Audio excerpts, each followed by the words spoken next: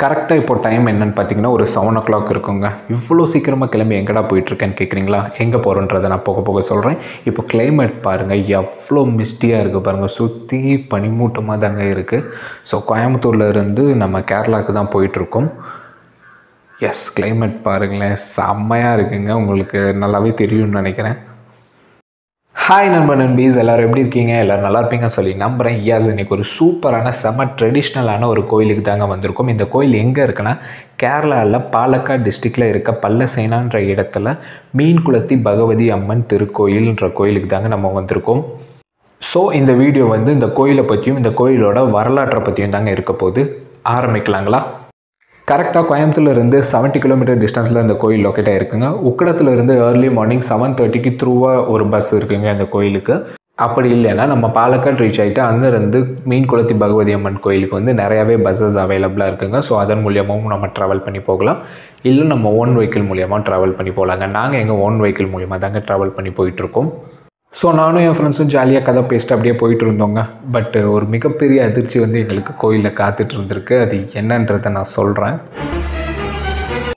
கோயில் போகிற வழி ஃபுல்லாக இந்த மாதிரி வயல்கள், மரங்கள் நிறைந்த பசுமையான காட்சிகளாக இருக்குங்க. இதெல்லாம் நம்ம ரசிச்சுக்கிட்டே போகலாம். எஸ், இப்போ நம்ம கோயில் ரீச் ஆகிட்டோம் ஃப்ரெண்ட்ஸ். இப்போ நீங்கள் பார்த்துட்ருக்கிறது தான் மீன்குளத்தி பகவதி அம்மன் திருக்கோயில். இந்த கோயில் பாலக்காடில் இருந்து 21 கிலோமீட்டர் தூரத்தில் இருக்க பல்லசேனான்ற ஊரில் தாங்க அமைஞ்சிருக்கு. இந்த கோயிலோட வரலாற்றை என்ன சொல்கிறாங்கன்னா, சிதம்பரத்தில் வணிகம் செய்து கொண்டிருந்த ஒரு குடும்பம் வந்து அங்கே ஏற்பட்ட பஞ்சத்தினால் அங்கேருந்து குடிபெயர்ந்து வரப்போ அவங்களோட குலதெய்வமான நம்ம மதுரை மீனாட்சி அம்மன்னா வழிபட்டு அங்கேருந்து குளத்தில் இருந்து ஒரு கல் எடுத்துகிட்டு வந்ததாக சொல்கிறாங்க. அப்படி அவங்க வந்து தஞ்சம் அடைந்த இடம்தான் இந்த பல்லசேனா. இங்கேருந்து அவங்க வணிகம் செய்ய போகிறப்பெல்லாம் மீனாட்சி அம்மன் கோயிலேருந்து எடுத்துகிட்டு வந்த கல்லை மீனாட்சி அம்மனாக நினச்சி வழிபட்டு வந்தாங்களாம். அப்படி ஒரு நாள் வணிகம் செய்ய போகிறதுக்கு முன்னாடி அவங்க குளத்தில் குளிச்சுட்டு அந்த மீனாட்சி அம்மன் கோயிலேருந்து எடுத்துகிட்டு வந்த கல்லை எடுக்க முயன்றிருக்காங்க. பட் அந்த கல்லை அவங்களால எடுக்க முடியலை. மீனாட்சி அம்மன் அந்த கல் மூலியமாக தோன்றி இங்கே பகவதி அம்மனாக தோன்றியதாக சொல்கிறாங்க. இப்படி தான் இங்கே மீன்குளத்தி பகவதி அம்மன் கோயில் தோன்றியதாக குறிப்பிடுறாங்க. இப்போ ஒரு செம்ம சீனிக்கான ஒரு வியூவை தாங்க நீங்கள் பார்க்க போகிறீங்க. With a count down 1 2 3 go.